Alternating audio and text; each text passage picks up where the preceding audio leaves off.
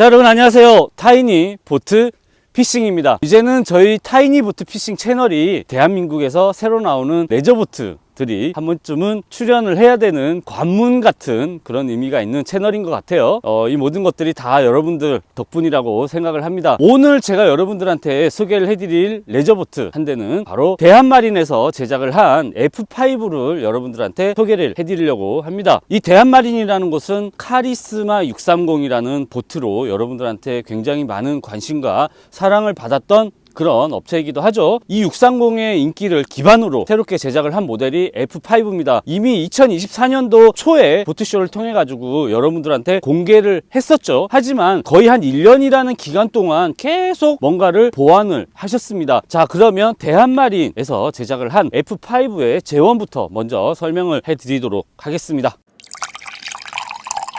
대한마린에서 제작을 한 F5의 전장은 5m 80입니다. 하지만 뒤쪽에 나와 있는 스위밍 데크, 캐스팅 다이라고 할 수 있죠. 이 부분에 길이까지 포함을 한다 그러면은 대략 한 6m 정도의 길이가 나오는 그런 F5가 되겠습니다. 자, 그리고 F5의 외폭 같은 경우에는 2400mm의 외폭을 가지고 있거든요. 외폭은 2400, 그 다음에 내폭은 2200mm의 내폭을 가지고 있습니다. 원거리를 트레일링을 또 함에 있어서 투축보다는 아무래도 완축이 운용상에 조금은 편리함이 있기 때문에 아마 630보다는 조금은 작은 5m 80 사이즈의 원축으로 운용이 가능한 그런 보트를 아마 만드신 게 아닌가 나름 생각을 해봅니다. 지금 F5 같은 경우에는 보시면은 선체보다는 럼레일이 훨씬 더 많이 돌출이 되어 있죠. 보트를 어디 평평한 벽면 같은 곳에다가 정박을 할 경우에는 보통 펜다를 별도로 사용을 하게 되는데, 펜다를 사용을 하지 않더라도 이 럼레일이 먼저 부딪히게 되어 있습니다. 굉장히 두툼하게 여유 있게 돌출이 되어 있는 그런 모습이거든요. 옆에서 날아오는 파도들을 어느 정도 또 막아줄 수 있는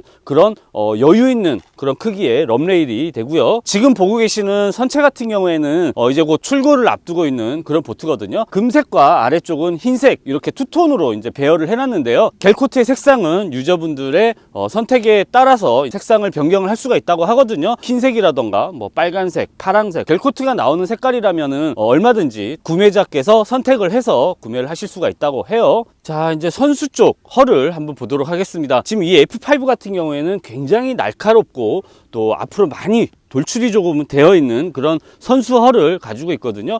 그러니까 파도를 잘 가를 수 있는 그런 선수 헐이라고 볼 수가 있겠죠. 자, 그리고 스트레이크가 한 줄이 쭉 이제 뒤쪽까지 선미까지 이어서 연결이 되어 있고요. 자, 그리고 이제 이 대한마린 보트 여러분들 잘 아시겠지만 630 같은 경우에는 양쪽으로 튜브 형태의 선저 형태를 가지고 있었죠. 그런데 이 F5를 개발을 하시면서 그런 튜브 형태를 거의 많이 없앴습니다. 하지만 약간은 어떤 그런 튜브 형태를 가지고 있다 보니까 이 부분들이 롤링의 장점으로 작용을 할 수가 있는 그런 부분이거든요. 자, 그리고 선체 가운데 부분에 보면은 홈이 이렇게 또 파져 있습니다. 굉장히 특이한 부분이죠. 이 부분은 주행을 할 때 주행성이라던가 물튀김이라던가 이런 부분들을 잡아줄 수 있는 그런 요소로 이렇게 구성을 해 놓으셨다고 합니다. 그래서 저도 나중에 한번 이 보트를 타게 된다면 한번 이 부분을 유심히 보고 싶은 그런 부분이기도 해요. F5는 자연 배수의 배수 형태를 띠고 있기 때문에 자연 배수구를 이렇게 장착을 해놨습니다.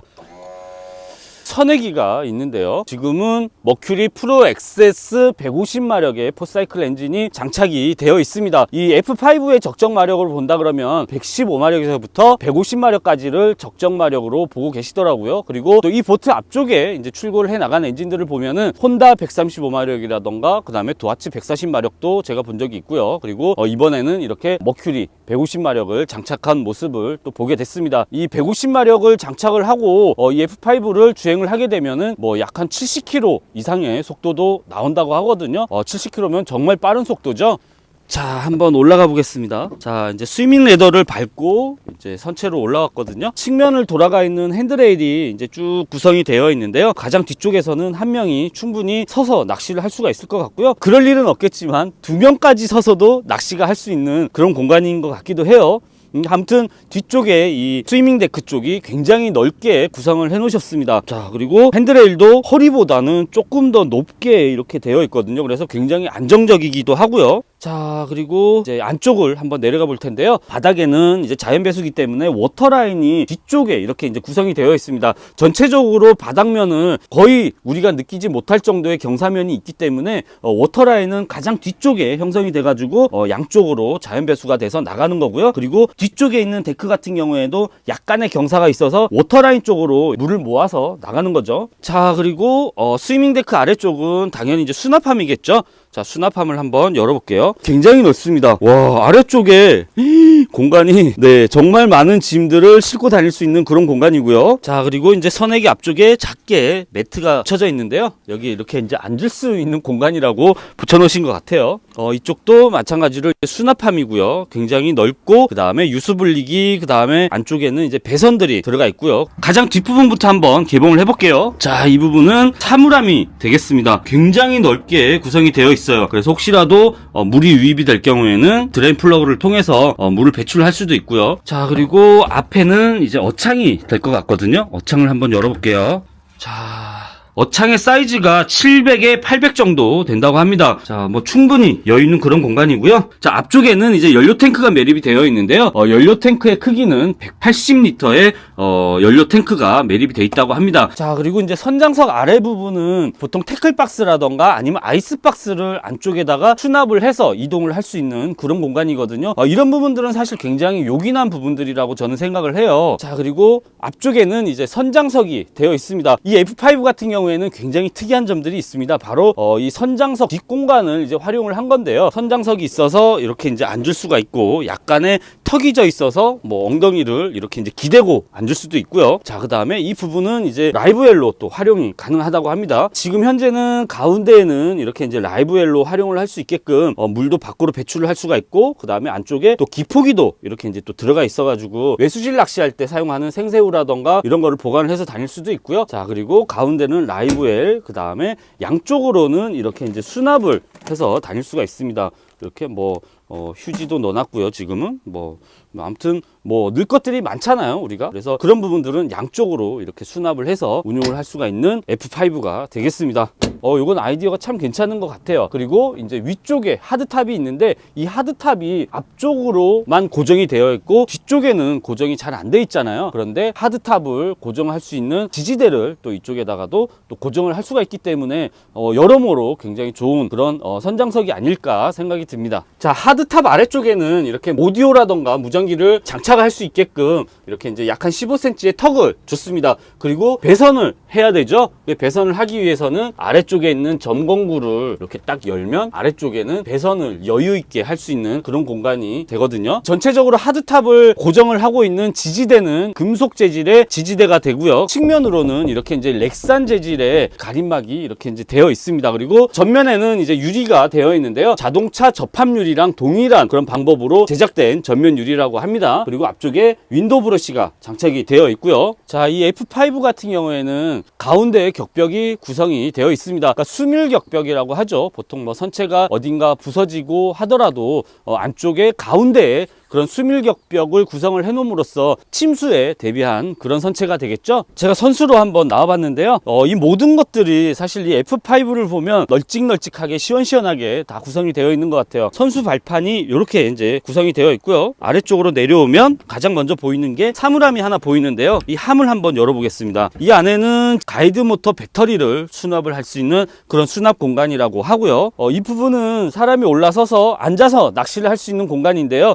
굉장히 넓습니다. 한 2명 내지 3명 정도는 충분히 앉을 수 있는 그런 공간이라서 여기에 앉아서 낚시를 할 수도 있을 것 같고요. 자, 이 하드탑 앞에는 보면은 약 한 10cm 정도의 이런 홈이 쭉 파져 있습니다. 보트가 달리다 보면 바람의 저항이 생기겠죠. 이 바람의 저항은 이 보트의 속도를 낮춰주기도 하겠죠. 한데 이 홈을 파놓음으로써 바람을 이 안으로 흘려서 뒤로 보내는 그런 역할을 하는 홈이 이 하드탑 앞쪽에는 구성이 되어 있습니다. 자, 이제 선실 안으로 한번 들어가 보겠습니다.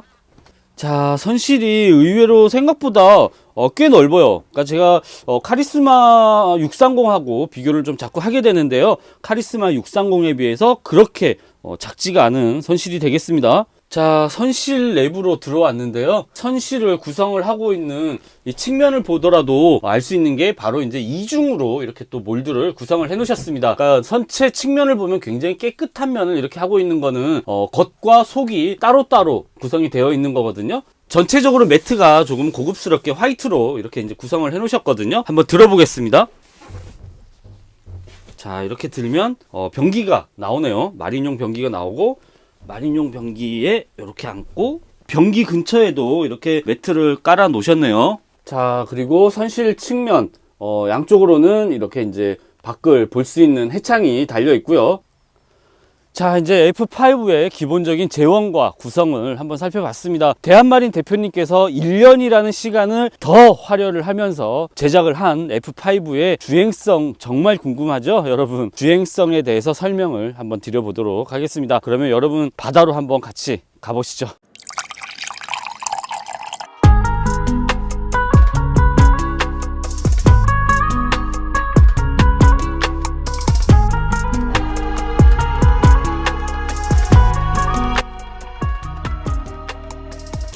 자, 이제 바다에 나왔습니다. 바다에 나와서 여러분들한테 보트가 달리는 그런 어떤 주행감에 대해서 여러분들한테 설명을 드리는데요. 서해도 있고 남해도 있고 동해도 있잖아요. 그런데 서해나 또 남해보다는 아무래도 바다가 거친 게 동해바다죠. 그래서 오늘은 대한마린 사장님께서 기왕이면 동해바다를 가가지고 우리 F5의 주행 성능을 한번 여러분들한테 있는 그대로 보여드리자라고 제안을 하셔가지고 또 멀고 먼 동해바다, 그리고 동해바다에서도 강릉에 있는 사천진항까지 왔습니다. 이런 의미에서 대한마린 사장님께 정말 큰 박수를 보내드리고 싶어요. 제작자 입장에서는 되게 민감한 부분이고 또 조심스러운 부분이기도 한데, 또 그만큼 내 보트에 자신이 있다라는 그런 얘기도 됩니다. 이 보트를 제작을 하신 대한마린 사장님께서 이 레저보트를 운영하시는 분들이 큰 보트를 운영함으로써 느끼는 불편함을 조금은 줄여보자라는 그런 의미가 굉장히 컸습니다. 그래서 원축으로 트레일러를 운영할 수 있는 그런 사이즈의 보트를 만들려고 하셨고요. 그러다 보니까 이곳은 강릉에 있는 사천항입니다. 여러분들 아시다시피 슬로프가 정상적이지 못한 걸로 굉장히 유명하잖아요. 그래서 이런 정상적이지 못한 슬로프에서도 두 분 정도만 있으면 배를 얼마든지 내리고 올리고 가능한 그런 정도의 사이즈입니다. 물론 이제 편법을 조금은 활용을 했겠지만, 제가 오늘 타고 나온 이 보트는 대한마린의 이제 시승을 이렇게 하고 있는 그런 보트입니다. 자, 천천히 달려나가면서 설명을 이어나가겠습니다. 자, 지금 현재 이 보트는 140마력의 도하츠 엔진이 장착이 되어 있고요. 그리고 17피치의 프롭이 장착이 되어 있습니다. 자, 드디어 오늘은 F5를 타고 동해바다를 한번 달려보는 그런 날입니다. 하드탑을 고정을 하고 있는 또 이 윈드실드가 있고, 윈드실드 프레임이 있거든요. 앞을 바람을 막아주니까 이 추운 계절인데도 굉장히 편안합니다. 뭐 하우스보트만큼은 안 되겠지만 이 보트는 어디까지나 유람용이 아니고 낚시보트잖아요. 그래서 한 손으로 운전을 하면서도 낚싯대를 붙잡아야 될 경우에도 크게 불편함이 없는 것 같아요.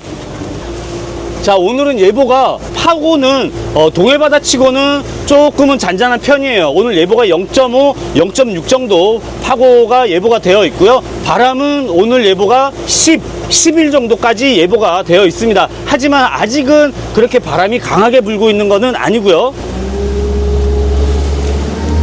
자, 지금 천천히 이제 달려나가고 있는데요. 자, 지금 2500rpm, 자, 이제 3000rpm이 되기 전에 부상이 이루어집니다. 선수가 그렇게 많이 들리지는 않네요. 자, 지금 현재 3000rpm인데요. 26, 27, 이 정도 나오고 있고요. 자, 앞에 너울이 오는데, 자, 지금은 약 한 30km 정도의 속도로 너울을 이렇게 오는 너울을 맞으면서 가고 있습니다. 그러니까 일단 30km 정도 속도에서는 뭔가 충격을 제가 받을 만한 게 없죠. 너울을 그냥 넘으면서 가고 있으니까. 자, 부상활주를 할 때 지금 3000rpm이 되기 전에 부상이 이루어졌거든요. 그래서 140마력의 엔진도 전혀 부족함은 없다라고 생각이 듭니다. 물론 뭐 150마력, 뭐 200마력 장착을 하면 좀 더 파워풀한 그런 어떤 느낌을 받을 수가 있겠지만, 우리가 통상적으로 느끼는 그런 부상활주에는 큰 부담이 없다라는 말씀이죠. 자, 너울이 지금 정면에서 오고 있거든요. 자, 이제 너울이 조금 높은 너울이 오네요, 이쪽은. 자, 아직 쿵쿵거리는 느낌은 아직은 없어요. 자, 30km가 지금 조금 넘어섰고요. 자, 조금만 더 달려볼게요. 자, 이제 3,500rpm 정도, 예, 3,500rpm 정도의 위치를 했습니다. 자, 지금 현재 속도가 한 34, 35 정도 나오고 있어요. 자, 너울이 앞에서 오고 있기 때문에 아직까지도 뭔가 쿵쿵거리는 그런 충격은 제가 오고 있지 않습니다. 슬렁슬렁 넘어가는데 실상은 속도가 36, 37km 정도 나와주고 있고요. 자, 이제 한번 꽝 했죠. 네, 너울이 이제는 높아졌습니다. 자, 제가 선회를 한번 해볼 건데요. 이 급선회를 하면 가장 많이 일어나는 현상이 프로펠러가 허공을 치는 그런 현상이죠. 한번 느껴보겠습니다. 자, 이 정도면은 사실은 굉장히 낚시보트에서는 굉장히 큰 급선회라고 할 수가 있거든요. 폭을 굉장히 제가 좁게 돌려고 하고 있습니다. 하지만 엔진이 보시다시피 지금 허공을 치는 그런 모습은 전혀 볼 수가 없습니다.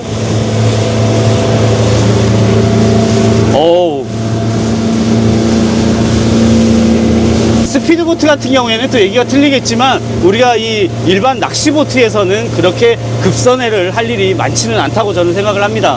자, 보통 이렇게 파도가 있는 경우에 부력이 약한 배들은 파도를 넘을 때 처박힘이 발생을 할 수도 있거든요. 그래서 물이 튀거나 아니면 또 선수를 통해서 물이 넘어오는 경우들도 많이 있는데요. 여러분께서 영상을 통해서 보시다시피 이 정도 파도에서는 아직까지 물팀이라던가 또 물이 넘어오는 거는 뭐 상상도 되지가 않고요. 물팀조차도 전혀 없었습니다. 맞바람에 달려도 보고 측바람에도 제가 달려봤습니다. 이 F5는 요즘 나오는 앞쪽에 이렇게 선실이 있는 타입들과는 조금은 틀리게 통로로 이 부분을 양보를 했습니다. 다른 배들은 보면은 보통 이 부분은 선실로 양보가 되는 그런 부분이잖아요.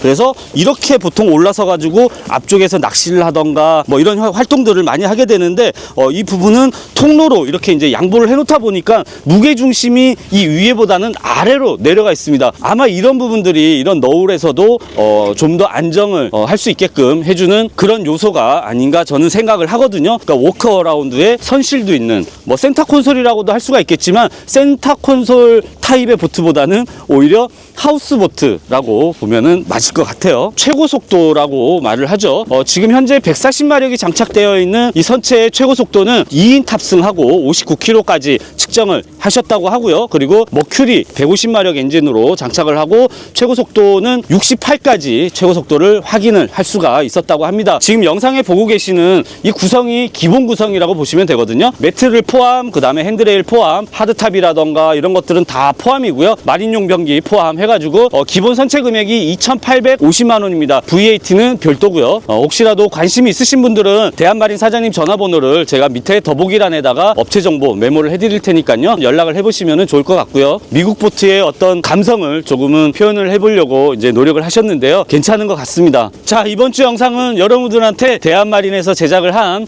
F5를 소개를 해드리는 그런 시간으로 가져봤습니다. 다음 주에도 또 좋은 모습으로 찾아뵙도록 하겠습니다. 감사합니다.